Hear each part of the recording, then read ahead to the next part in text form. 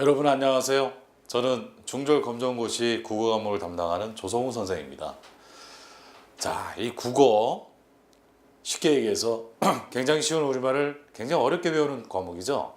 그래서 평소 대화를 하거나 상대방의 이야기를 듣거나 글을 읽거나 쓰거나 하는 데는 전혀 지장이 없는데 왜 시험만 보면 이렇게 어려울까요? 대체 왜 그럴까요? 그 내용을 갖다가 곰곰이 분석해 보니까 딱 이유는 간단합니다. 제대로 안 배워서 그런 거죠. 자, 그래서 제가 여러분의 고민을 확 털어드리겠습니다. 기초부터 실전까지 중학교 국어의 모든 것을 저와 같이 함께 배우고 익히면서 꼼꼼히 한번 다져봅시다. 자, 중학교 이 중졸 검정고시 기출문제를 보면요, 크게 세 가지로 나눌 수가 있습니다. 문학과 비문학과 문법. 자, 그래서 저희는 이제 중학교 1학년부터 중3 때까지 이 중학교 국어의 모든 과정을 갖다가 이 삼위일체 완성을 목표로 해서 같이 한번 공부해 보겠습니다. 자, 그럼 세부적으로 한번 볼까요? 자, 문학. 문학은 또 크게 네 가지로 나눠집니다. 첫 번째가 바로 시, 그 다음에 소설, 수필, 극, 이렇게 네 가지로 나눠지는데요. 자, 여러분 시는 뭐죠?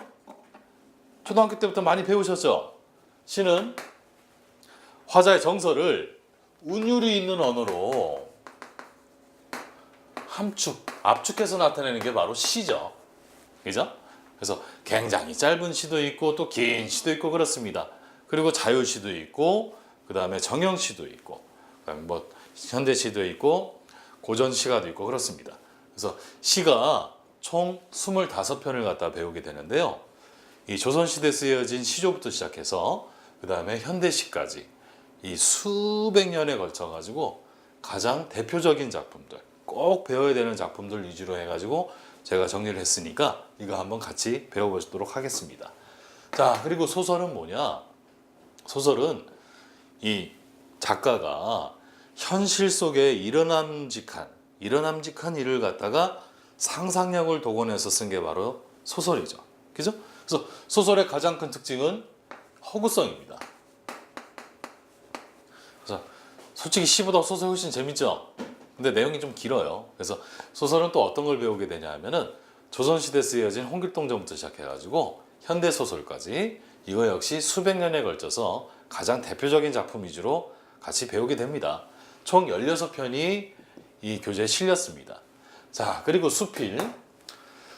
초등학교 때 쓰는 그림 일기부터 시작해서 반성문, 편지 이런 것도 따지고 보면 다 수필이 들어갑니다. 왜냐? 수필이라는 갈래의 뜻 자체가 북 가는 대로 쓴 글이죠. 그죠? 그래서 수필은 소설가의 가장 큰 차이점이 소설 속에서 나는 허구적인 인물인데 반해 가지고 수필의 나는 작가 자신이죠. 그래서 수필의 가장 큰 특징은 사실성입니다. 교과서에도 수많은 작품이 실렸는데요. 저희는 그 중에서도 14작품을 골라가지고 같이 배우게 됩니다. 자, 그리고 극이 뭐죠? 극은 크게 희곡과 시나리오로 나눕니다. 그래서 희곡은 연극의 대본이고요. 시나리오는 드라마나 영화의 극본이 되는 거죠. 그래서 교과서에도 마찬가지로 극이 많이 실렸는데요. 그 중에서 대표적인 작품 5개를 배우겠습니다. 자, 그래서 문학 다 해서 몇 작품을 배우죠? 언뜻 봤을 때 거의 60작품 정도가 되네요. 상당히 많죠. 그래서 자, 상당수의 시간을 갖다가 문학에 할애해가지고 시부터 극까지 전반적으로 중학교 과정에서 꼭 배워야 될 작품들 위주로 해서 열심히 한번 배워봅시다. 자, 그리고 그 다음이 바로 이 비문학입니다. 비문학 좀 딱딱하죠. 좀 깁니다. 그래서 비문학을 크게 정리해 보면은 이 설명문과 논설문으로 나눌 수가 있어요. 자, 설명문.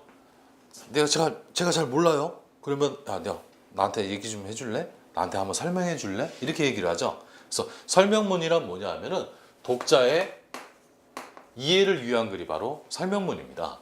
그리고 논설문은 글쓴이의 주장이 나타나죠. 그래서 자기의 주장을 상대방이 읽고서 그 주장에 동의하게끔 설득하는 목적으로 쓰여진 게 바로 논설문입니다.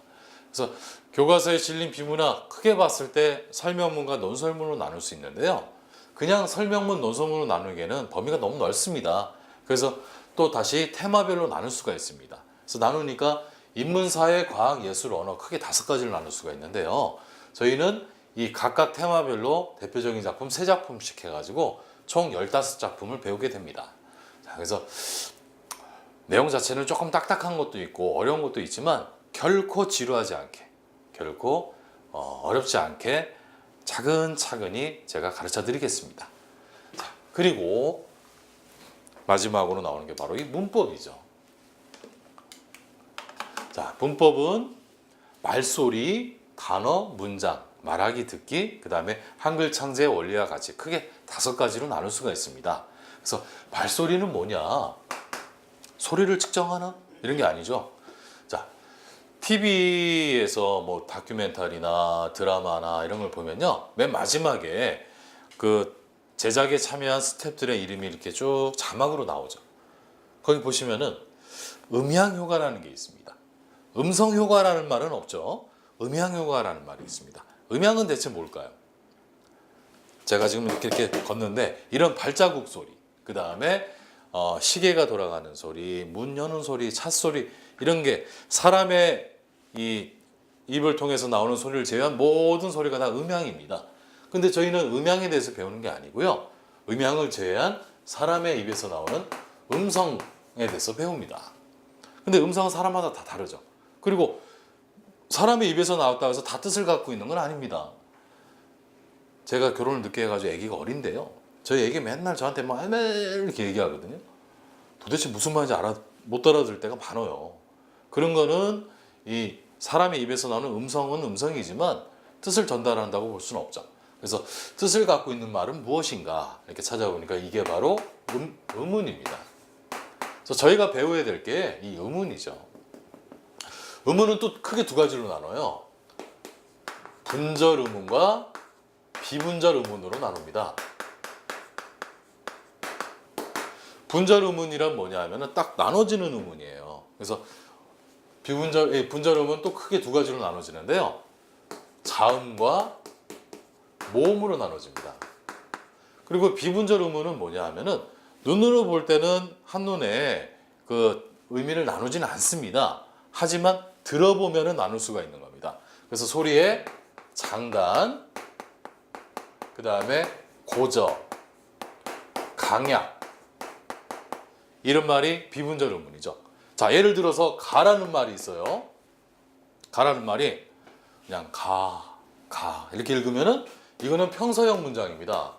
평서형입니다. 그런데 가? 이렇게 물어보면은 이거는 의문이죠. 그 다음에 가! 이렇게 얘기하면 이건 명령이죠.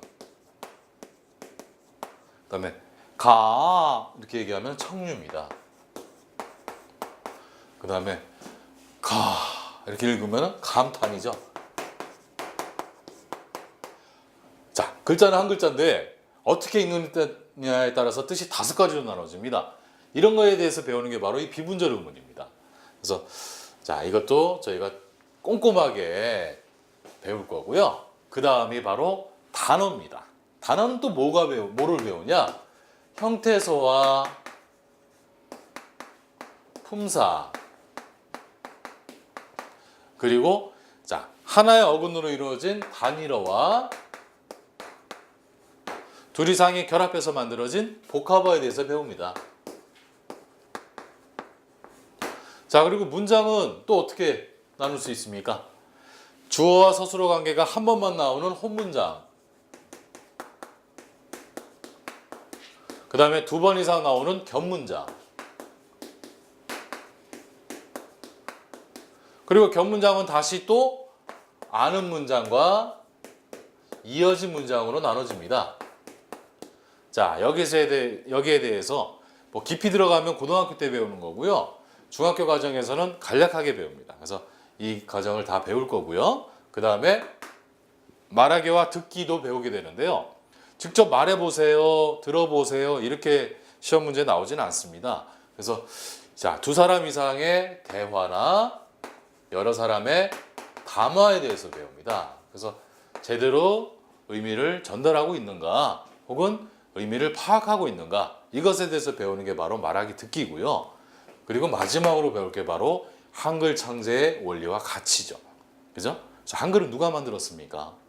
다 아시다시피 세종대왕 때 세종대왕이 집현전 학자와 같이 해가지고 만든 게 바로 이 한글이죠. 당시의 이름은 훈민정음이었습니다. 근데 훈민정음이 어느 날 갑자기 막 삘 꽂혀가지고 만든 게 아니거든요. 굉장히 치밀하게 연구하고 과학적인 원리에 근거해가지고 만들어진 겁니다. 그래서 한글 창제는 어떤 원리로 만들어졌는지 또 한글이 갖고 있는 가치는 무엇인지에 대해서 저희가 다시 한번 또 배워보겠습니다.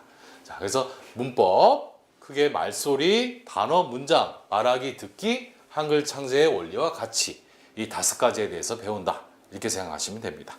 자, 세부적으로 정리하니까 좀 많은데요.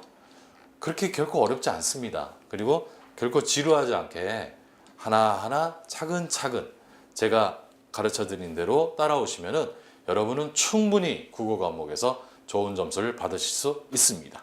저 그렇게 믿고 자, 우리 수업 시간에 다시 만나도록 하겠습니다. 감사합니다.